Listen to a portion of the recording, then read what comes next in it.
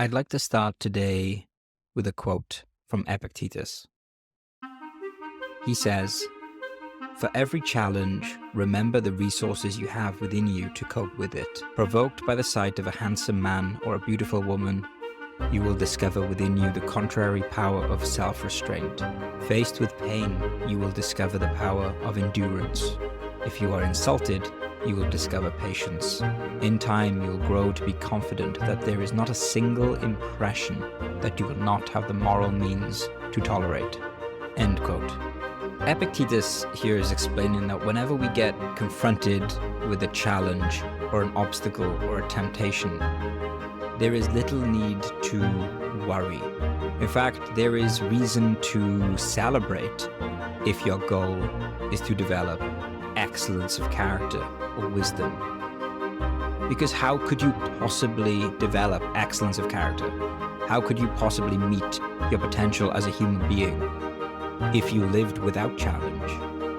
We know that to build strong muscles, we have to train them, to break them down, and then when they repair, they come back stronger.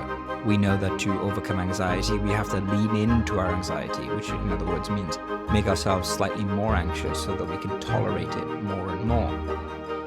We know that the only way to build discipline is to build discipline by systematically abstaining from more and more things until it becomes easy and automatic.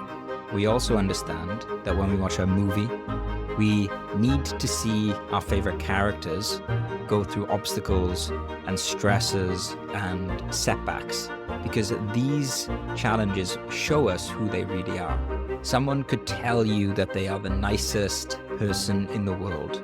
They could tell you that they believe in God and they want to live according to God's wishes. They will tell you that they're a philanthropist and they will do anything to reduce the suffering of other people. In fact, they will give their life to save others. Easy to say. How can we believe them? Well, if you want to know what someone believes, you don't look at what they say, you look at how they act. And so the true character will always be revealed under pressure.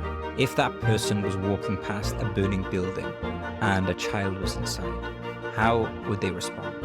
If they saw someone getting bullied, how would they respond? Typically, we don't call someone heroic because they claim to have good traits. We call someone heroic because they exhibit those traits under pressure. In Stoicism, when we face a challenge, instead of seeing it as something that knocks us back, something that we can then claim to be a victim because we've encountered it, we now see it as a training device to practice acting in the world with more virtue, with more courage, with more temperance, with more practical wisdom. The view here is that nature has equipped you with the ability, the inner resources to deal with whatever happens. But you have to trust it, you have to recognize that, and you have to let this inner resource, this inner toolkit come forth. So the next time a challenge comes your way, see it as a gift, as the perfect opportunity for you to practice virtue.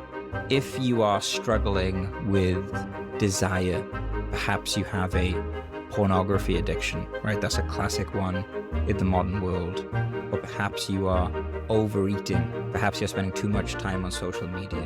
When the trigger comes up that tells you to engage, you have two options. Option A is the lust or the desire. And option B is the self-restraint. You are presented, in other words, with two paths. And whichever one you go down will become stronger. But it's worth remembering that when you are confronted with this trigger, it is not only lust or desire that shows up, it is also discipline. It's there for you to take, if you want to. And the same is true with pain. When you get hurt or when you get sick, you have a choice. Will I be a victim, or will I practice endurance? Both weakness and strength are within you as they are within all of us. Which do you choose? And the same is true when dealing with difficult, toxic individuals. You receive an insult. This is an opportunity for you to be angry and for you to lash out. But it's also an opportunity for you to practice tolerance and patience and assertiveness. I'd like you to start seeing the world like this.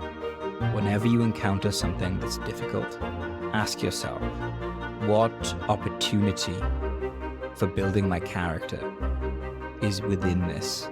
There are two paths, temptation and opportunity. One is a path of vice, the other is a path of virtue. Whichever one you choose the most will be the one you will be more likely to choose in the future. But the good news is you can always start again and always make a new choice. So make that choice today.